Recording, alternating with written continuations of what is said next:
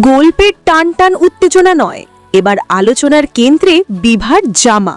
দর্শকরা বলছেন, বেচারি নিশা এত টাকা লুট করেও জামা নেই। জি বাংলার জনপ্রিয় ধারাবাহিক জোয়ার ভাটা কয়েক মাস ধরে চলছে, কিন্তু এখন গল্পের থেকেও বেশি আলোচনা হচ্ছে বিভার একঘেয়ে পোশাক নিয়ে। অন্য চরিত্ররা প্রতিদিন নতুন সাজে হাজির হলেও বিভাকে দেখা যাচ্ছে একই জামায় বারবার। দর্শকের ব্যঙ্গ। কেউ লিখছেন, এত টাকা লুট করার পরেও নিশার আলমারিতে মাত্র 2টি জামা। কেউ মজা করে বলছেন, এটাই নাকি ধারাবাহিকের সবচেয়ে বড় সাসপেন্স। আবার অনেকে হুঁশিয়ারি দিয়ে লিখেছেন, আবার যদি সবুজ জামা পরে আসে দেখা বন্ধ করে দেব।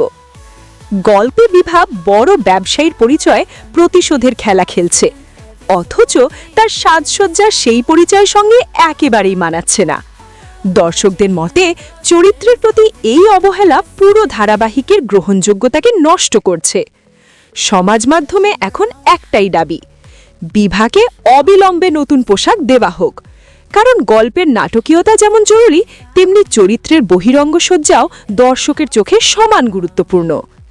জোয়ার ভাটা এখন শুধু প্রতিশোধের গল্প নয়, এটি হয়ে উঠেছে বিভার জামার বিতর্ক। দর্শকের দাবি স্পষ্ট, নতুন জামা না হলে ধারাবাহিকের প্রতি আগ্রহ কমে যাবে।